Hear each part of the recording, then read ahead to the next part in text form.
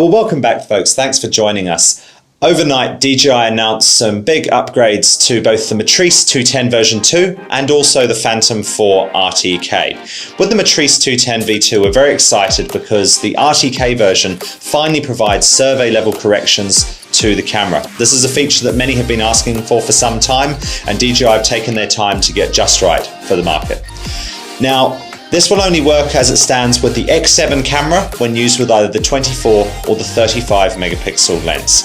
The X7 camera is a Super 35 sensor, so about 50% larger than your traditional Phantom camera or the X4S. It's also 24 megapixels, so an increase in resolution. However, with the lenses that we're using, the field of view is slightly narrower, so again, that's increasing our resolution on the ground.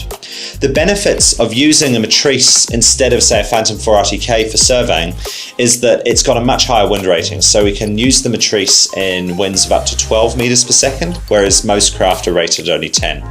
Also, the Matrice has an IP43 weatherproof rating, so whilst you generally wouldn't want to do any photogrammetry in the rain because you're going to get water drops on your lens eventually, if it's the end of the job, you've just got another 15 minutes to do, you don't need to worry that you're putting anything at risk by using a Matrice in that environment.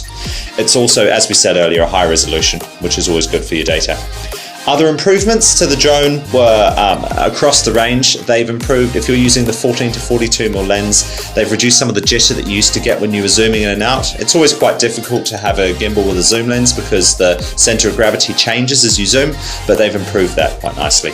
Also, if you are using the base station with the Matrice 210 RTK, you can now download RTCM data from that base station using DJI Assistant 2 so that you can use it essentially as a PPK base station. Also, this has been around for a while now, but not too many are aware of it. The Z30, the super zoom camera, you can commence and stop zooming using two of the buttons on the controller. Again, stopping you having to touch the screen and so on. Although my preference has always been to use the tap zoom functionality on the display, which works really nicely.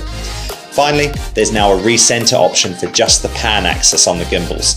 This is great if you're wanting to keep them at the same tilt angle, but merely recenter the gimbals so they're pointing straight ahead. DJI Pilot, not too many changes with DJI Pilot, however, many have not noticed maybe that it does have some other features. There's a waypoint mission planning in DJI Pilot in 3 different modes, either a standard waypoint mission or photogrammetry, be it nadir or oblique.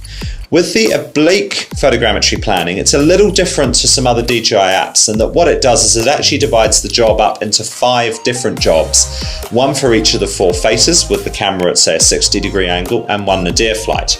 Now, whilst that sounds funny on the face of it, it does mean you can customize it for your job. So if you were doing, say, a cliff face, there would be one of the nadir angles that you simply wouldn't want to do. So the angle where the camera is pointing away from the cliff face is probably pretty pointless, so you can skip that, allowing you to customize a bit more the way you use your oblique photography. Ground Station Pro, the app for iPad, also works with the Matrice 210 V2, and as we said earlier, you're now storing PPK data onto the device when you're just like the P4 RTK, when you're using survey mode on a Matrice 210 RTK.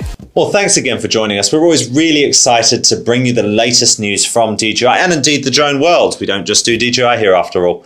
As ever, please do like, subscribe, comment. We're on YouTube, we're on Facebook, we're on Instagram, we're on LinkedIn. Follow us there and we'll keep you up to date with everything in the New Zealand drone industry.